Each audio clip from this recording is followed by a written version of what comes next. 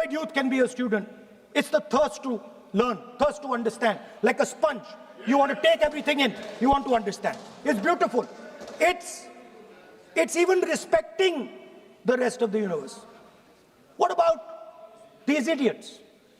She says to me, these idiots, they don't listen to anything anyone says. What's it?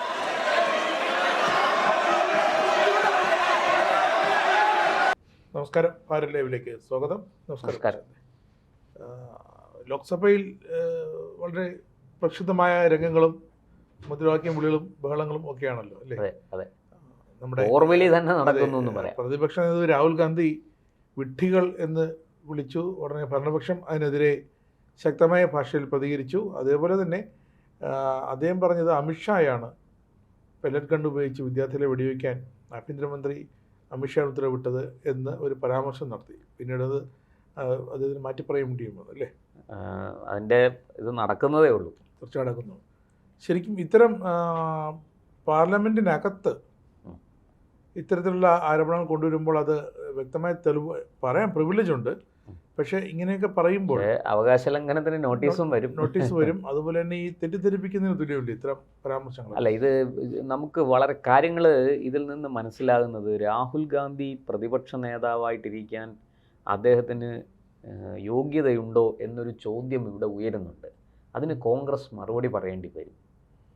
ഇത് നമുക്ക് കേൾക്കുമ്പോൾ പെട്ടെന്ന് അയ്യോ നിങ്ങൾ രാഹുലിനെ ഇങ്ങനെ കുറ്റം പറയും. നമ്മൾ രാഹുലിനെ കുറ്റമല്ല പറയുന്നത്.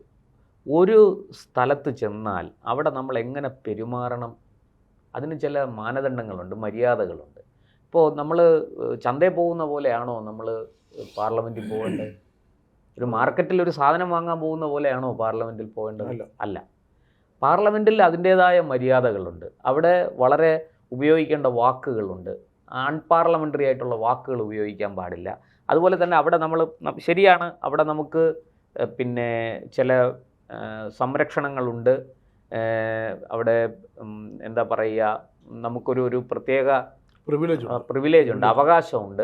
നമുക്ക് കാര്യങ്ങൾ തുറന്ന് പറയാം. അവിടെ പറയുന്ന കാര്യത്തെക്കുറിച്ച് നിയമ നടപടി വരില്ല, ഡിഫമേഷൻ, മാനനഷ്ട കേസ് ഉണ്ടാകില്ല, ഇങ്ങനെയൊക്കെ ഉള്ള കാര്യങ്ങളുണ്ട്. പക്ഷേ നിരുത്തരവാദപരമായ പ്രസ്താവനകൾ അവിടെ നടത്തരുത്. കാരണം അത് നിയമനിർമ്മാണ സഭയാണ്, രേഖയിൽപ്പെടുന്നതാണ്. അതെ, പാർലമെൻറ്റിൻ്റെ രേഖകളിൽ വരുന്നതാണ്.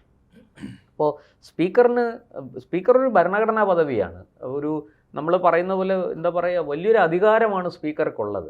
ഏത് ഉദ്യോഗസ്ഥനെയും പാർലമെൻറ്റിലേക്ക് വിളിച്ചു വരുത്താം, വിശദീകരണം തേടാം. ഇതൊക്കെ പാർലമെൻറ്റിൻ്റെ അധികാര പരിധിയിൽപ്പെടുന്നതാണ്. പാർലമെൻറ്റ് തന്നെ സുപ്രീം കോടതി പോലൊരു ഒരു ബോഡി കൂടിയാണ് പാർലമെൻ്റ് എന്ന് നമ്മൾ മനസ്സിലാക്കണം.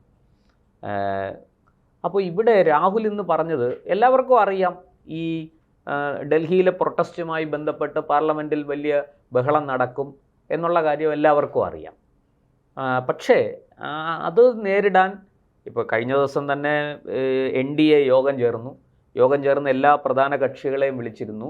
പിന്നെ ഇപ്പോൾ പുതുതായിട്ട് വന്ന NCPI എന്ന് പറയുന്ന പാർട്ടിയിൽ ചേർന്ന തൃണമൂലിൻ്റെ അംഗങ്ങൾ, അതിൽ കാകോലി ഘോഷും സായണി ഘോഷും ഒക്കെ പങ്കെടുത്തിരുന്നു BJPയുടെ NDA വിളിച്ച യോഗത്തിൽ.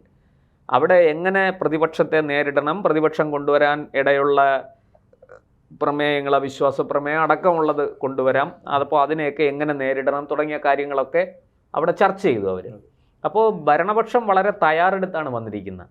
ആ ഭരണപക്ഷത്തെ ഈ എന്താ പറയുക, കോലിട്ട് കുത്തി പ്രകോപനം സൃഷ്ടിക്കുന്നത് ശരിയാണോ? അതാണ് അവിടെ ഉയരുന്ന ചോദ്യം. ഇവിടെ രാഹുൽ ഗാന്ധിക്ക് ഒരുപാട് കാര്യങ്ങൾ അവിടെ ഉന്നയിക്കാം. ഈ നീറ്റ് എക്സാമുമായി ബന്ധപ്പെട്ടത്, ഡൽഹിയിലെ പ്രൊട്ടസ്റ്റുമായി ബന്ധപ്പെട്ട് ഒക്കെ ഒരുപാട് കാര്യങ്ങൾ കാര്യമാത്ര പ്രസക്തമായ ചർച്ചയ്ക്ക് വഴിയൊരുക്കാം. അതിന് പ്രതിപക്ഷത്തിന് ഒരുപാട് അവസരങ്ങൾ ഇവിടെ ഉണ്ടായിരുന്നു. ആ അവസരങ്ങളെല്ലാം രാഹുൽ കളഞ്ഞു കുളിച്ചു, മണ്ടത്തരമാണ് കാണിച്ചത്. ഒന്നാമത്തെ കാര്യം, ആദ്യം സംസാരിച്ചപ്പോൾ പറഞ്ഞത് വിദ്യാർത്ഥികളുടെ സമരത്തെക്കുറിച്ച് അദ്ദേഹം വളരെ വാചാലമായി. എന്നിട്ട് അതിനകത്താണ് ഈ വിഡ്ഢികൾ എന്ന പ്രയോഗം, ഇഡിയറ്റ്സ് എന്ന പ്രയോഗം അദ്ദേഹം നടത്തിയത്. അപ്പോൾ പാർലമെൻറ്റ് വലിയ ബഹളമായി. കാരണം ഭരണപക്ഷം വെറുതെ ഇരിക്കില്ലല്ലോ. അവർ ഒന്നാമതേ എങ്ങനെ രാഹുലിനെ പ്രതിരോധിക്കണം, പ്രതിപക്ഷത്തെ എങ്ങനെ പ്രതിരോധിക്കണം എന്ന് ആലോചിച്ചുകൊണ്ടാണ് അവർ വരുന്നത്. അവരത് ചിന്തിച്ചുകൊണ്ടാണ് അവർ വരുന്നത്. അപ്പോൾ അത് വളരെ കൃത്യമായിട്ട് അവരാ വിഷയത്തിൽ കയറി പിടിച്ചു. അപ്പോൾ രാഹുൽ ഉടനെ പറഞ്ഞു, ഞാൻ ഭരണപക്ഷത്തുള്ള ആരെയും അല്ല പറഞ്ഞത്. അപ്പോൾ സ്പീക്കർ ഇടപെട്ട് ഭരണപക്ഷത്തെ അവിടെ ഇരുത്തി രാഹുലിനെ സംസാരിക്കാൻ തുടരാൻ അനുവദിച്ചു. തുടർന്ന് സംസാരിക്കുമ്പോഴാണ് രാഹുൽ പറഞ്ഞത് ഈ അമിത്ഷായുടെ ഉത്തരവ് ഉണ്ട്, ആ ഉത്തരവ് അനുസരിച്ചാണ് പോലീസ് വെടിവെച്ചത്. പിന്നെ അത് വെടിവെച്ചതെന്ന് പറഞ്ഞിട്ട് പിന്നെ അത് പെല്ലറ്റ് ഗണ്ണെന്നൊക്കെ ആക്കി. സത്യത്തിൽ ഒരു നിരുത്തരവാദപരമായ പരാമർശമാണ്. അപ്പോൾ പാർലമെൻ്ററി കാര്യമന്ത്രി കിരൺ റിജിജു എണീറ്റിട്ട് വളരെ ശക്തമായി പ്രതിഷേധിച്ചുകൊണ്ട് പറഞ്ഞു, അങ്ങ് എന്തിൻ്റെ അടിസ്ഥാനത്തിലാണ് പറഞ്ഞത്? അങ്ങയുടെ കയ്യിൽ തെളിവുണ്ടോ? ഒരു വ്യക്തിയെക്കുറിച്ച് ആരോപണം ഉന്നയിക്കുമ്പോൾ, അതും പാർലമെൻറ്റിൽ ഉന്നയിക്കുമ്പോൾ തെളിവ് വേണം. അങ്ങ് ഒരു അടിസ്ഥാനവുമില്ലാത്ത ആരോപണം ഉന്നയിക്കരുത്, അത് പിൻവലിച്ച് അങ്ങ് മാപ്പ് പറയണം എന്ന് പറഞ്ഞു. കാരണം വ്യക്തിപരമായ പരാമർശമാണ്. ഇത് പുറത്താണ് നടത്തിയിരുന്നെങ്കിൽ അമിത്ഷായ്ക്ക് പരാതി കൊടുക്കാം, പോലീസിൽ കേസെടുക്കാം, ഡിഫമേഷന് പോകാം. ഇത് സഭയ്ക്കകത്തായതുകൊണ്ട് അത് പറ്റില്ല. നമുക്കറിയാം രാഹുൽ പലപ്പോഴും സഭയ്ക്ക് പുറത്ത് പല വീര സവർക്കറിനെതിരെ പറഞ്ഞു, RSSനെതിരെ പറഞ്ഞ് പല കേസുകളിൽ ഞാൻ മാപ്പ് പറയാൻ ഞാൻ സവർക്കറല്ല ഗാന്ധിയാണ് എന്നൊക്കെ അതിനൊക്കെ രാഹുലിന് കിട്ടിയ തിരിച്ചടികൾ വളരെ വളരെ മോശമാണ്. അത് ഒരു പ്രതിപക്ഷ നേതൃസ്ഥാനത്തിരിക്കുന്ന ഒരാളിന് ഒരിക്കലും അഭിമാനിക്കാൻ കൊള്ളാത്ത തരത്തിലുള്ള തിരിച്ചടികളൊക്കെ അദ്ദേഹത്തിന് ആ കേസുകളിലൊക്കെ കിട്ടി. നമ്മൾ ആഗ്രഹിക്കുന്ന എന്താണ്? രാജ്യത്തൊരു സുശക്തമായ പ്രതിപക്ഷം ഉണ്ടാകണം, പ്രധാനമന്ത്രിക്ക് തുല്യനായ ഒരു പ്രതിപക്ഷ നേതാവ് ഉണ്ടാകണം, അല്ലേ? സർക്കാരിൽ വരുന്ന പിഴവുകൾ, സർക്കാരിൻ്റെ തെറ്റുകളൊക്കെ സർക്കാരിനെ കൊണ്ട് മാപ്പ് പറയിച്ച് തിരുത്തുന്ന ഒരു പ്രതിപക്ഷ നേതാവായിരിക്കണം വരേണ്ടത്. ഇതാണ് ജനാധിപത്യ സംവിധാനത്തിൽ ജനങ്ങൾ ആഗ്രഹിക്കുന്നത്. പക്ഷെ രാഹുൽ അങ്ങനെയാണോ? ഇപ്പോൾ തന്നെ നോക്കൂ, ഈ പ്രസ്താവന കൊണ്ട് എന്ത് നേട്ടമാണ് രാഹുലിനുള്ളത്? ഇത് ഒരു വടിയെടുത്ത് ഭരണപക്ഷത്തിൻ്റെ കൊടുത്തിട്ട് ചുമല കാണിച്ചു കൊടുക്കുകയാണ്, എന്നെ അടിച്ചോ എന്ന് പറഞ്ഞു. ഇതല്ലേ രാഹുൽ സത്യത്തിൽ ചെയ്തിരിക്കുന്നത്? അവരൊരു കാരണം നോക്കിയിരിക്കുകയാണ് രാഹുലിനെ പൂട്ടാൻ. ഇനി രാഹുൽ ഇത് പറഞ്ഞു കഴിഞ്ഞപ്പോൾ രംഗം തണുപ്പിക്കാനും ഇതിൽ നിന്നൊന്ന് ഊരിയെടുക്കാനും വേണ്ടിയിട്ട് അഖിലേഷ് യാദവ് എണീച്ചിട്ട് പറഞ്ഞു, പിന്നെ പ്രതിപക്ഷം അങ്ങനെ പല കാര്യങ്ങളും ഉന്നയിക്കും, അങ്ങനെയെങ്കിൽ നിങ്ങൾ പറയൂ ആരുടെ ഉത്തരവിൻ്റെ അടിസ്ഥാനത്തിലാണ് പോലീസ് അവിടെ പെരുമാറിയത്, പോലീസ് പെല്ലറ്റ് ഗൺ ഉപയോഗിച്ചത് എന്നൊക്കെ അദ്ദേഹം പറയുന്നുണ്ട്.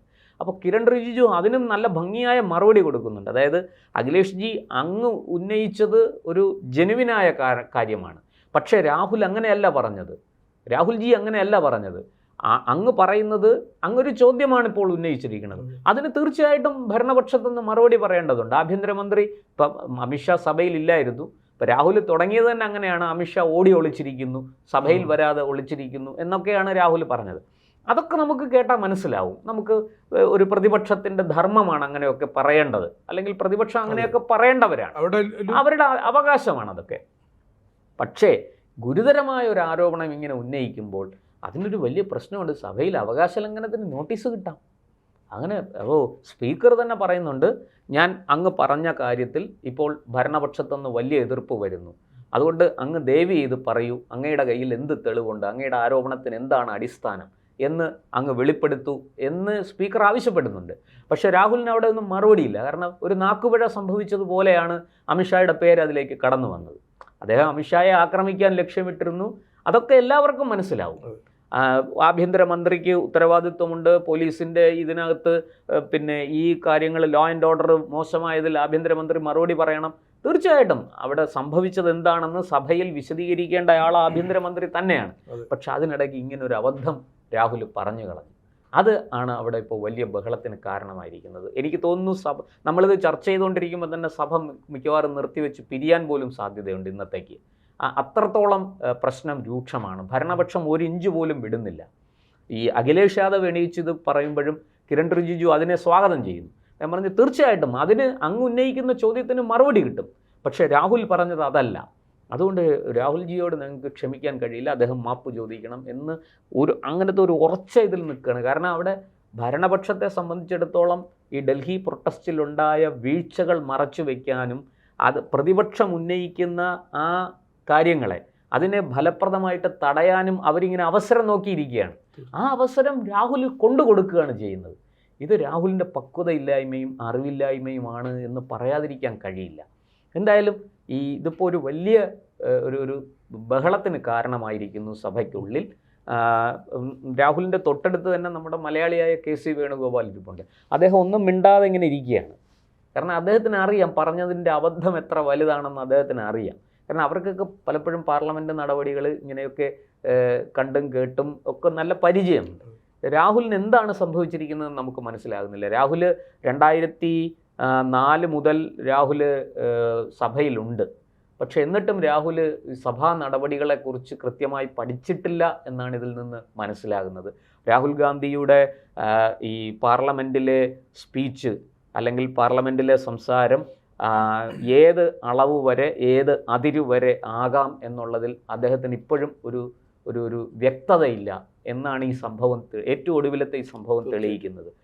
അനാവശ്യമായ അൺപാർലമെൻ്ററിയായ വാക്കുകൾ ഉപയോഗിക്കുക, അൺപാർലമെൻ്ററിയായ കാര്യങ്ങൾ ഉന്നയിക്കുക.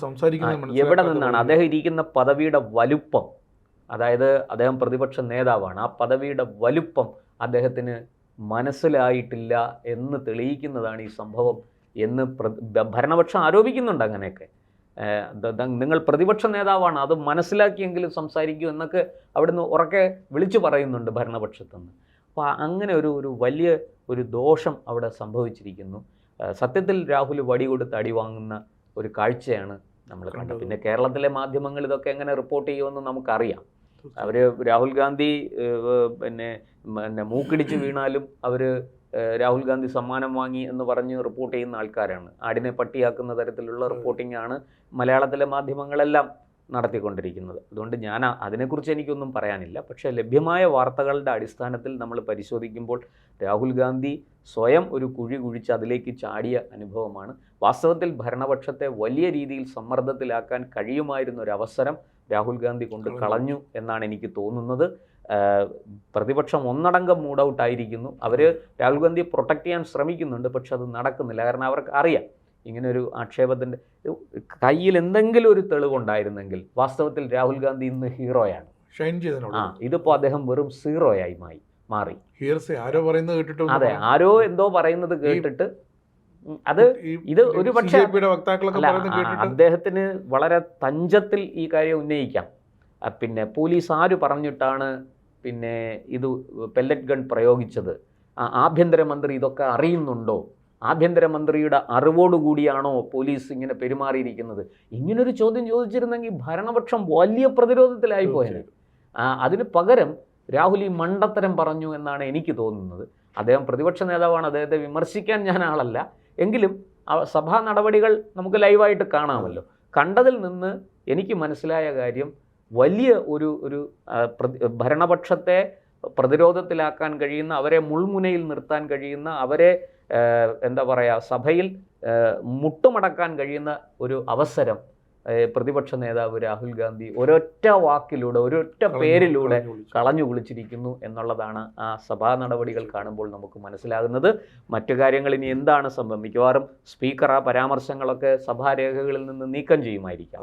അല്ലെങ്കിൽ അതിനെന്തെങ്കിലും അടിസ്ഥാനം രാഹുൽ ഗാന്ധി പറയേണ്ടിയിരിക്കുന്നു, ഈ പറഞ്ഞതുപോലെ എന്തെങ്കിലും ഒരു തെളിവ് സഭയ്ക്ക് സമർപ്പിക്കേണ്ടിയിരിക്കുന്നു. അങ്ങനെയൊക്കെ വന്നാൽ തീർച്ചയായിട്ടും അതവിടെ നിലനിൽക്കും. അത് ഭരണപക്ഷത്തിന് വലിയ അടിയുമായിരിക്കും. പക്ഷെ അങ്ങനെ സംഭവിക്കുമോ ഇല്ലയോ എന്ന് നമുക്കറിയില്ലല്ലോ. എന്തായാലും രാഹുൽ ഗാന്ധിയുടെ ഈ ഒരു പ്രസംഗം സഭയെ പ്രക്ഷുബ്ധമാക്കിയിരിക്കുന്നു. ഒരു പക്ഷേ വരും ദിവസങ്ങളിലും അത് പ്രതിപക്ഷത്തിന് ഒരു വലിയ തിരിച്ചടിയായി മാറാൻ സാധ്യതയുണ്ടെന്നാണ് എനിക്ക് തോന്നുന്നത്.